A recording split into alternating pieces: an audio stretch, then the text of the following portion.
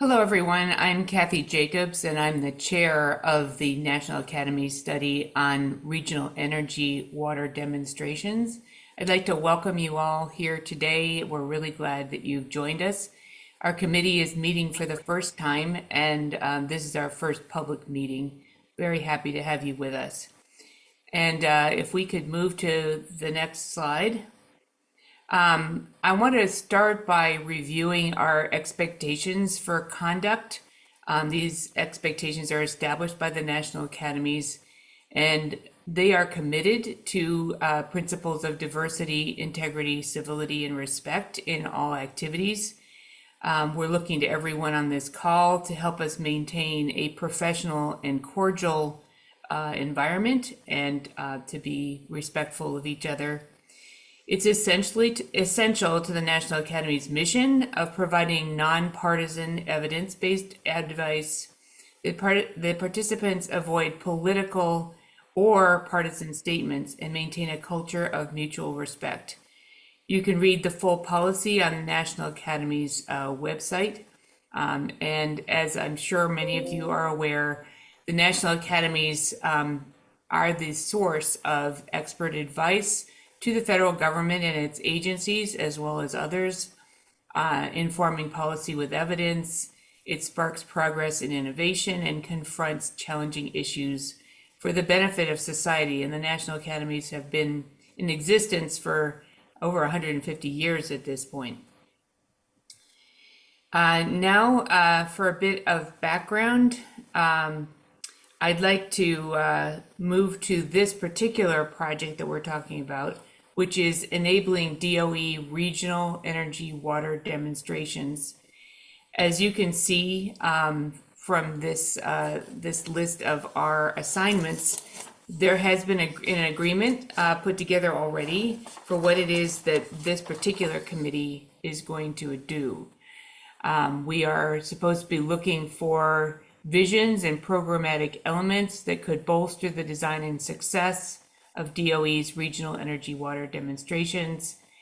This committee will deliberate and provide conclusions and recommendations in the 4 categories that are listed here, having to do with criteria for selecting the regional demonstrations, also trying to identify ways that existing and complementary activities, resources, and capabilities at other national entities can be leveraged to inform and support these demonstrations. Also, how can these demonstrations best engage with stakeholders to develop and deploy solutions for energy, water management, and climate resilience?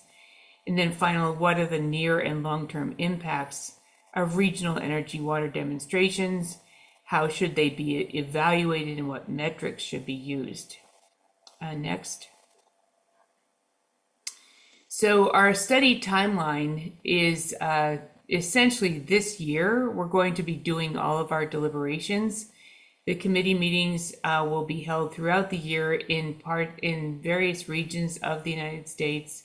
We've not made a final decision yet about where these meetings will be, but please watch for announcements of these regional meetings, which will be open to the public, and we'll make sure that you have opportunities to engage in them.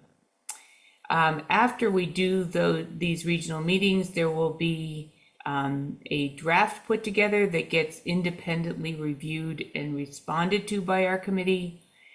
There will then be a pre-publication release in late spring of 2026, followed by availability of the printed copy and online version of our report. Next. We have an amazing committee of people from all over the country.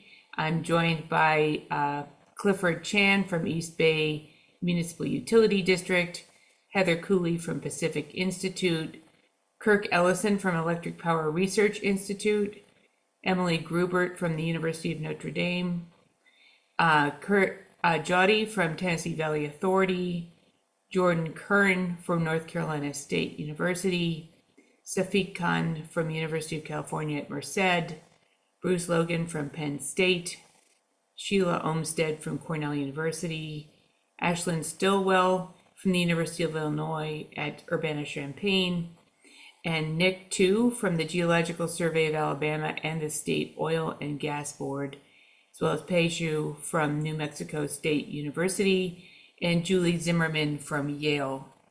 This committee is provisional until after we have had an opportunity to evaluate whether or not we have a balanced committee, and that conversation will be happening during this meeting. Next.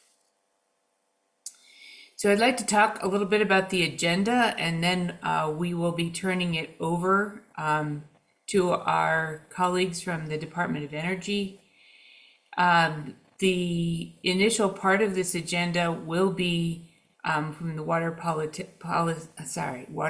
Technology Office, and we'll be hearing from the Undersecretary for Science and Innovation. And then after that, we'll be hearing more about the energy water demonstration projects and the committee's task from Charles Scaife and others. So I think with that, that's the last slide, I think. Is that right? Yeah. So thank you very much for joining our committee. We look forward to getting your input. And if you would like updates about our project, you can use that. You can sign up for updates. So with that, I am going to turn it over to Charles Scaife.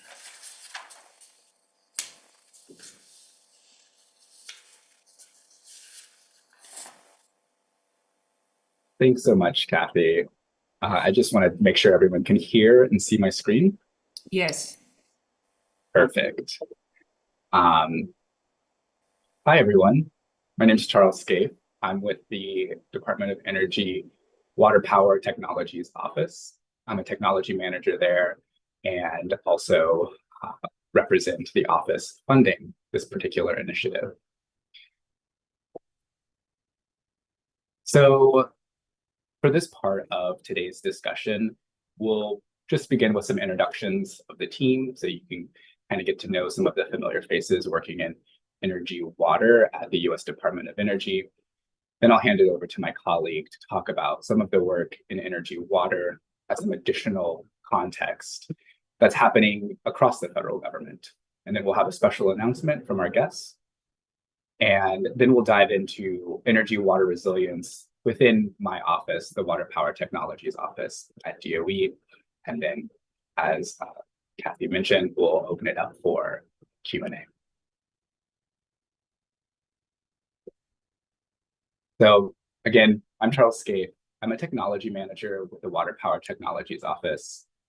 I've been there for roughly 5 years working on a host of different projects. My background is in hydrology and hydropower, and I'm helping stand up this new program, what we hope to be a new program in energy water and energy water resilience specifically. I am joined here with 2 of my colleagues that are a part of this team. First is Dr. Mark Verhoogstreet. He's a AAAS fellow with the U.S. Department of Energy Water Power Technologies Office. And then also Mike Rinker, who we'll hear from later today and he leads a lot of our interagency and intra-agency work. We do have a 4th member of our team, Sebastian Grimm. Unfortunately, he's not able to make it, but these will be some of our primary folks engaged and interested in the outcomes from this group. So with those brief introductions out of the way, I'll pass it over to Mike Rinker. Mike is our senior technical advisor to the Undersecretary for Science and Innovation. He leads, again, all of our inter and intra-agency work on Energy Water Nexus, and he'll highlight today some of the work that we have ongoing at that level and really set the stage for some of the work that we're doing within my particular office, the Water Power Technologies Office. So, Mike.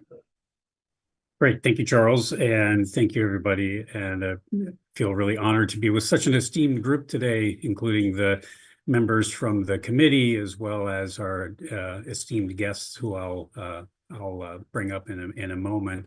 But yeah, this is a really important day for us and a really important event for us. And Just as a way of background, I'm on an IPA assignment to DOE. I'm into my 4th year.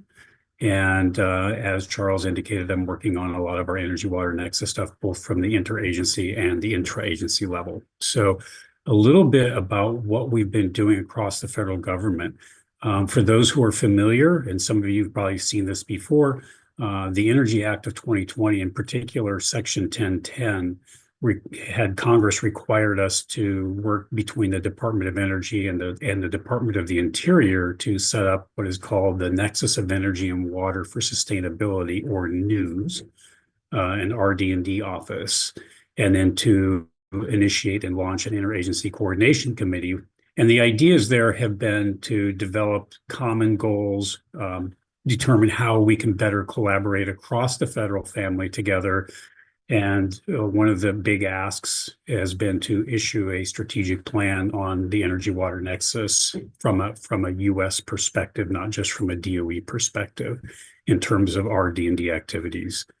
And so right now we've been meeting, up until this point, we've been meeting as a group of about 13 different agencies, kind of in I would say, more of a grassroots level.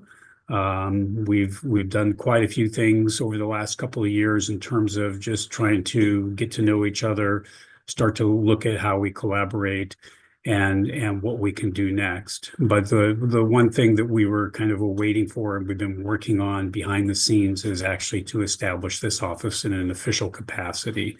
And this would be a coordination office, not a program office. So in case anybody has any questions on that, it's a coordination office, and it's a virtual office that will be established between DOE and DOI. So next slide, Charles.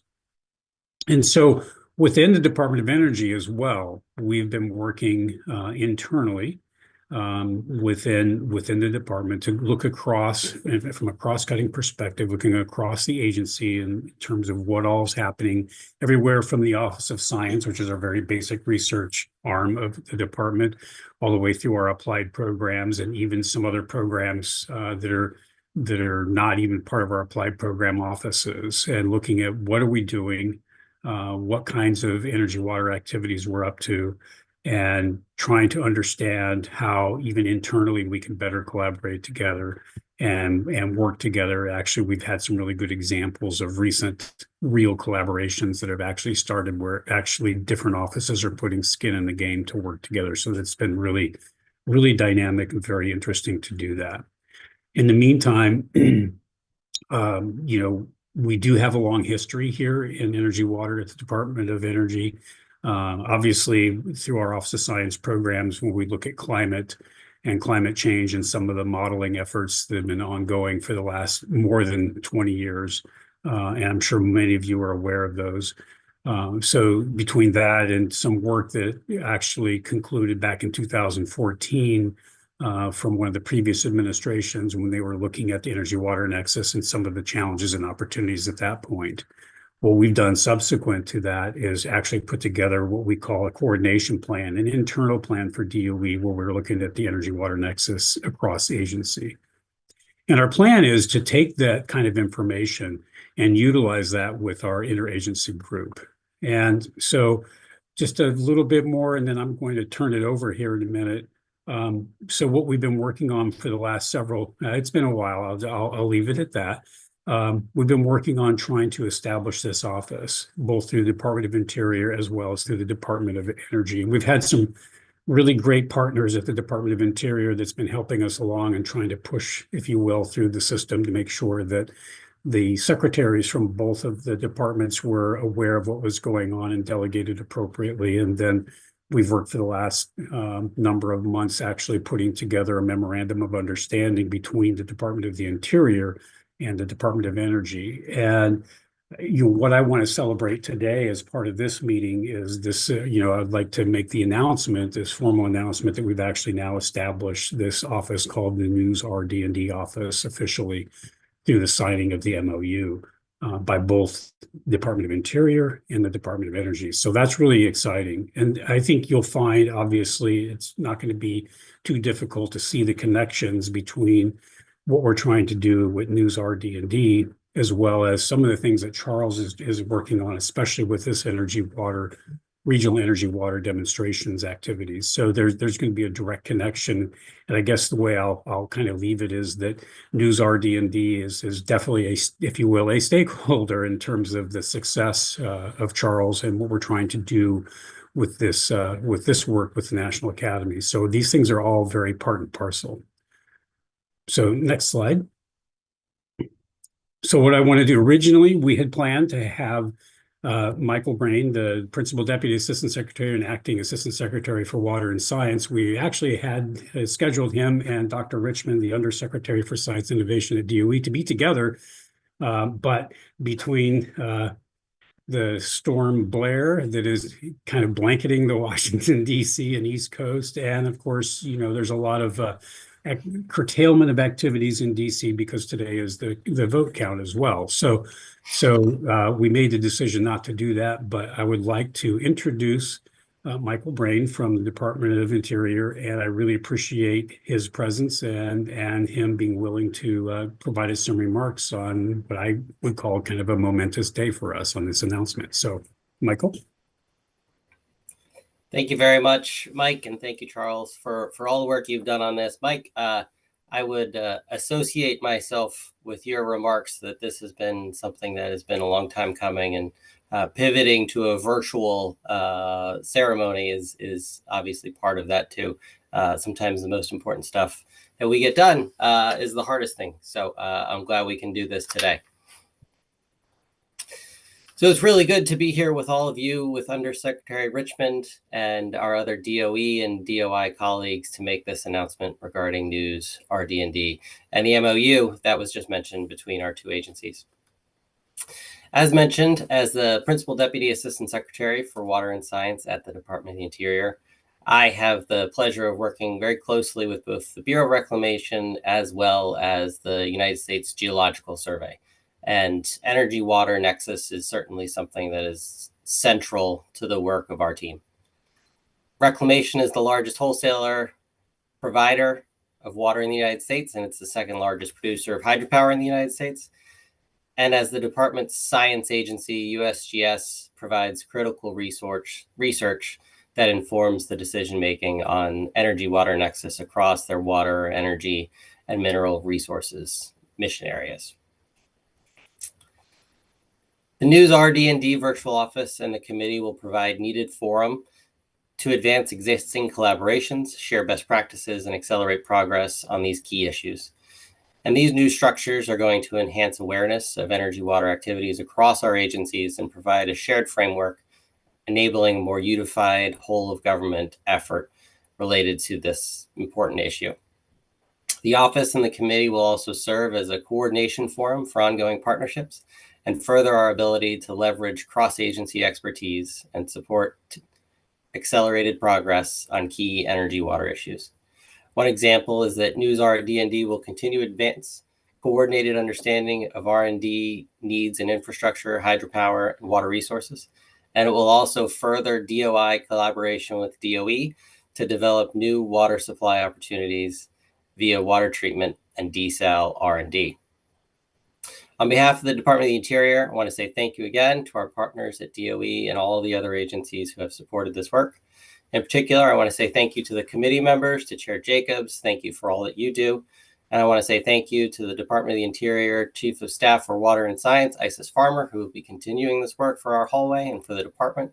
And I also want to thank Deputy Assistant Secretary Annalise Bloom and former Senior Advisor Joe Yunkel, who played pivotal roles in the announcement being made today. So thank you very much, and we're looking forward to all the work that we'll be able to accomplish together. Thank you so much, Michael. That was greatly appreciated. I'm really happy that you mentioned Joe's name as well, because Joe was really involved for quite a while before he ended up leaving towards the last couple of months. So I do appreciate that. And Annalise has done a great job in helping to coordinate things. And I look forward to working with ISIS as well. So yes, thank you very much for your remarks.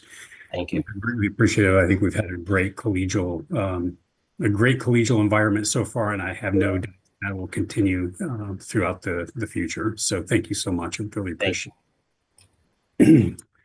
So Charles, next slide.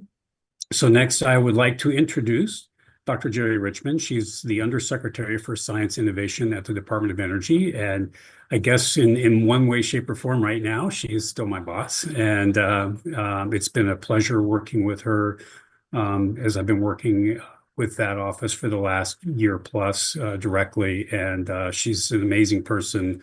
And we just really have enjoyed working with her. I think she's really been pivotal in looking at a lot of our cross-cutting activities across the department. And it's been, I think the work that we have accomplished is really shown from that. So I will turn it over to you, Dr. Richmond. Thanks. Thanks so much, Mike, and also Charles and Brian. It's good to see you. Even if it's just, or Michael, sorry. If it's just virtually.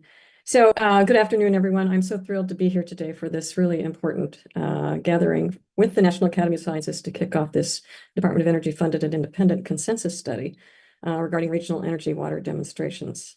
This is exciting stuff for all of us. For me, it has a bit of a personal side. My home base is Oregon and the University of Oregon, where water, since I moved there, has been a continuing discussion with all the hydropower that's there and the balance between the hydropower and salmon runs and getting enough energy, but enough clean water too. It's been something I think about all the time living there. But the other side is I've spent those 40 years studying water. So you can understand that collision of where I live and what I do in my day job with very fundamental studies of water makes me so excited about this project and so excited about this collaboration. And since we don't really have a Department of Water, this is just really so important that we have so many agencies coming together. So hats off to also the National Academies for taking on this task of helping us figure out to move forward. So, but it has been a long time and a lot of diligent work going on in this effort. So I just want to shout out again to all those that have worked on it. And it is great to be here, Michael, with you to share this momentous occasion and to have the MOU going out. Big thanks to the Department of Interior team as well as the Department of Energy. Oftentimes it's hard to get collaborations to work, but when there's a passion on both sides, like there is in this case, it goes a long way. And this is really an important cross-government accomplishment. So another hats off. So we at DOE are really pleased to be working in this leadership role with our colleagues in Interior to officially establish the virtual news RD&D and meet requirements set forth by Congress in the Energy Act of 2020. Now, we've been working together on these important issues on energy and water for a long time. In fact, throughout several presidential administrations, the nexus of energy and water remains just a critically important issue for everyone, not only in this country, but around the world. In 2020, Congress directed us to formalize our efforts by establishing news, which we hope will make the federal government a better research partner in all of this. Now, it's not just one or two agencies working on this. We've got 13 federal agency partners, and we're tasked with making sure that RD&D on energy water issues is coordinated between the federal agencies and with local, tribal, and state governments. Because as you all know, water just doesn't sit in one state. It flows across state and regions and different lands. And that's why it makes it complicated, but it also means how critically important it is that we have partnerships on this. This partnership will positively impact all regions of the United States. So during my time as Undersecretary for Science and Innovation at DOE, we have been working across the department to intentionally and formally address the kind of challenges in a number of energy earth shots and other cross-cutting areas, including the nexus of energy and water. At DOE, we have actually developed an internal energy water strategy that will be used by the news RD&D team to create a really government-wide energy water strategy. So sort of a demo to get us all going and working together. So thanks to these department-wide activities, we've established additional technical collaboration across the programs and offices on cross-cutting issues. This goes all the way from the very fundamental science in the Office of Science all the way into the applied programs, including WPTO. And all these cross-cutting issues are really important as we go forward in the future. And again, they can be a model for how the interagency collaboration can work. So, focus of this NAS consensus study is on enabling regional energy water demonstrations, which I believe can and should be considered as key implementation approach for news. And as everyone here already knows, the complex problems associated with energy and water will take more than a single agency to solve. But those of you in the National Academy have climbed on board to help us with this to going forward. We really appreciate the kind of work that's ahead in putting together guidance for us how to go forward. So I hats off again to all of you who are jumping in the water with us to make this all go forward. So that's why I'm excited and to see this becoming formalized across the U.S. government. And again, with NAS and this expert committee launching today, it's so incredibly important. And I look forward to seeing the progress of this momentous partnership in the months to come, because I'm going to have my eye on it. I certainly will. So thanks, everyone. And Mike, back to you. Great. Thank you, Dr. Richmond, and thank you for your remarks. And Michael Brain, thank you so much for your remarks. I really appreciate it. I think this is, like I say, this is really important as we establish News RD&D. And I think you made it really clear that there is a very close interaction or a close relationship between what News RD&D is doing and what this National Academies study is going to help us with. And so I think that's really important, and it's really critical. So I really appreciate everybody's words today. And so with that, I guess we will now actually move into the real technical meat of the program, and I will hand it back over to Charles to take it away and start talking about the actual work that the committee is here in charge to start working on. So thanks. Great. How cool.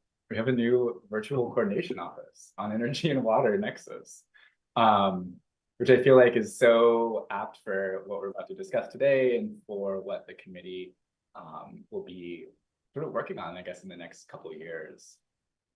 WPTO is what we're hoping to be the start of implementing a lot of the work that we will learn from the coordination between all of these agencies, from all of the gaps and the challenges that we're learning. We're hoping to be able to create a program that can start to chip away at some of those identified challenges. Energy water resilience at WPTO is really thinking about how we invest in kind of innovative technology solutions along with complementary social, economic, and environmental R&D. And, we want to do this in such a way that we're really supporting communities and how they're advancing when it comes to energy and water integrated, and how those projects are maybe evolving or changing through time. I think it's important to situate some of this relatively new program, or this what we're hoping to be a relatively new program, within the Water Power Technologies Office. So the Water Power Office is right now divided into our marine energy and our hydropower program. And it's really seeking to enable research, development, and testing of emerging technologies. And those technologies can be in marine energy, hydropower, or pump storage. But what we've learned over the years is that, wow, there are so many questions that start to come up when you work in the energy water space that broaden beyond just marine, hydropower, and pump storage. And that we, as the Water Power Technologies Office, need to also invest in complementary activities that might be social, economic, or environmental in nature that are really around energy and water projects. And so, we've been thinking about some key opportunities for impact as we're trying to scope this new energy water resilience program within DOE. I think we're really aiming to develop regional projects, right? Regional networks and capacities that are able to think about resilience in their own sort of context and the technologies and research that need to be done in those specific geographical contexts. But as a federal agency, we're also trying to think about providing a national perspective, whether that's to things like technologies that could be relevant for some of the challenges identified at the regional level. But that we also want to, as a technology office, make sure that we have metrics that are realistic so that we can measure success and advancement in either technology development or implementation of those technologies or engagement with communities at regional levels.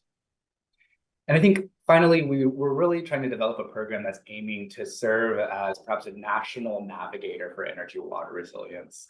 We have this new coordination office, but how do we start to point communities to finding resources to help with some of their energy water challenges? So that's sort of what we're thinking through as we're trying to stand up this new and third energy water resilience program. But I guess the question becomes, well, why are we interested in this particular topic? I think it goes without saying that water supply sustainability is something that's at risk. This is from the National Climate Assessment in 2014, and this is just showing the distribution of water supply sustainability risk across the US. Colors in darker red are denoting extreme risk to water supply sustainability. And what you can see is that in the next 50 years, we're seeing large parts of the country start to suffer from shortages in water supply and starting to have issues with water supply sustainability. At the same time, we can think about energy vulnerability, for example, and how that's geographically distributed. And that these areas of water supply sustainability into the future and energy vulnerability do, and in some cases don't, overlap. So the challenge for us becomes, how do we meet some of these interconnected energy water issues, recognizing that water supply sustainability is changing and recognizing that energy needs are also shifting through time.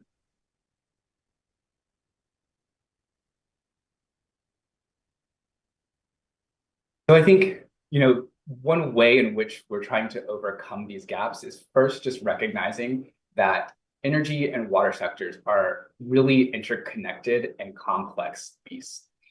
And this figure is just sort of showing you the complexity and interconnectedness of both the energy and water system. And that tackling this problem, which materializes on regional levels, can be really tricky without the right sort of technical resources, data, and even just community engagement. So what I'll do now is sort of step through what we're looking at here just to sort of orient folks. But really the take-home message is to show that these energy and water systems are tied, and that as the climate shifts and as sort of policies change, that these connections this coupling may become even tighter in time. So in this Sankey diagram that was published by Pacific Northwest National Lab, what we're seeing is energy and water inputs on the left, and on the right, we're seeing those outputs. So the colors represent sectors. So blue is the water sector, moving from water supply on the far left to outputs like surface discharge and consumption on the far right. So I'll just point. I don't know if you can see my cursor. Are we seeing it? Nope, no cursor. That is okay. We'll just continue to work through this diagram. And if there are questions, I'm happy to answer any questions at the end and come back to this. So for the warm colors, those represent the energy sector supply, with energy inputs like mining on the left. So we see a lot of mining. And as you move towards the right, you start to see outputs like energy services as one output in purple. Now, the size of lines in Sankey diagrams are just denoting the relative amount of flows, right? So for example, if we look at water supply in blue in the lower left, that the water supply in the Western US, a good portion of that is used for agricultural sector. So if you just follow that bottom blue line from water supply, you see it passes through the agricultural sector before becoming things like surface discharge or consumption and evaporation. I think this shows a very clear picture of the flow from sort of the inputs of water, the inputs of energy, and those outputs. But as you look at these longer, you start to see that there are smaller lines in here that begin to draw connections between the warm colors that we see, so energy, and the cool colors that we see, so water. And I think most notably is in this sort of bright yellow box in the middle that says electricity generation. This is where we see large volumes of water starting to interact with that energy sector. Whoops, sorry. Slides here.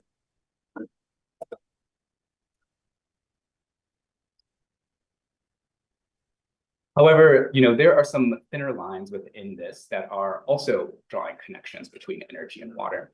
So there is water supply that's used for mining. So there's some small lines moving from water supply in the lower left up to the mining sector, which is right above it. We also have agricultural water supply that requires energy for pumping. So if we again look at the blue box in the very bottom in the middle that says agricultural sector, we'll see that there's a yellow line feeding into it, meaning that there's a demand for electricity for agricultural water. So anyway, we can continue to dive into this all day, but for the sake of time, we'll sort of just say the takeaway here is that this is just capturing one region of the US, and that we can take the data from this report and start to look at individual states, regions, counties, and how these interconnections change. But that these interconnections are nevertheless very complex. But that last diagram, this Sankey diagram really just shows a snapshot in time. And I think it's really important that we recognize that there are external forces at play here that are driving the shifts in all of these lines and the size of these lines and the connections between all of these lines, right? There are things like policy changes that might be shifting, the mining sector, that may be shifting a transition, that may be shifting how we use water. There could be also things like stakeholder preferences and population change, or even land use, land cover change that are driving dynamics within this diagram. And we can start to use some of the research that we're doing to understand how to tweak the interconnections and make things more efficient, both for water and energy.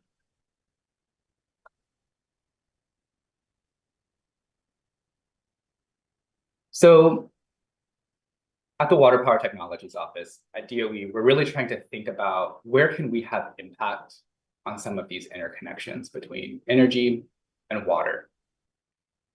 DOE has a really strong history in technology innovation, in developing new gadgets, and thinking about how we engineer new solutions. We have a whole side of DOE focused on energy generation and energy technologies. So we can leverage a lot of the tools in our toolbox to start to chip away at some of these, water efficiency and energy efficiency questions.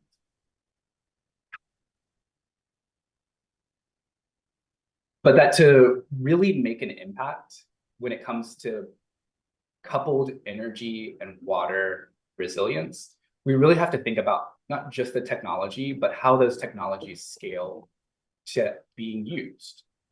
How are these technologies that are being developed, whether they're energy technologies or whether they're other technologies related to things like drinking water supply or wastewater treatment, how are they being implemented at scales, whether those are in regions or across the US?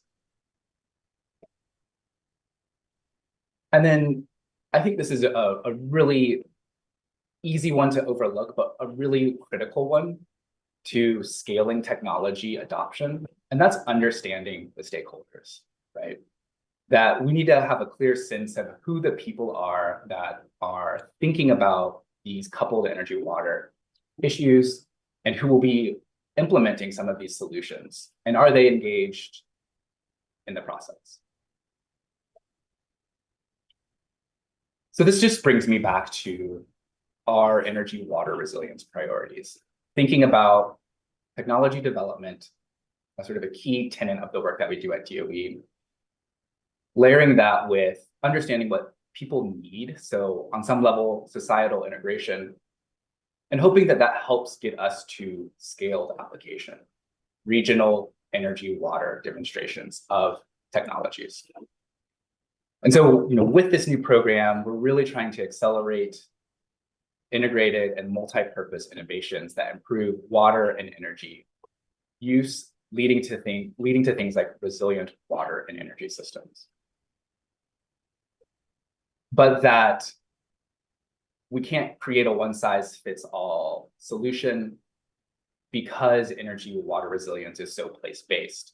We need to think about water supply stress and how that varies from region to region, but how that overlays with things like energy for water supply or energy vulnerability. And so that's sort of why we're here today, is really to understand some of those questions that we don't know in implementing energy water resilient solutions in ways that can be adopted by communities throughout the US, but also understanding as DOE how we might start to make investments in technology solutions that we know can be readily adopted. And so some of the questions that were laid out at the front of this meeting, but that I'll reiterate here, that we're trying to understand are, what's the scale of these regional demonstrations? How do we make inroads in some of the challenges, and what's the scale to be impactful? And then to what extent should these demonstrations leverage activities that are already happening that perhaps we're not necessarily aware of? Those could be national activities or resources and capabilities, but they can be local ones as well. And in selecting these regions, what are some of the criteria that we should think about? But what are some of the near and long-term impacts that we want to have as well? And how do we measure those impacts for that success? And then finally, how can we start to demonstrate, or how can these demonstrations start to integrate social and stakeholder community needs as they've been identified? So with that, I'll sort of conclude here, and I will hand it back over to the National Academies. Thank you.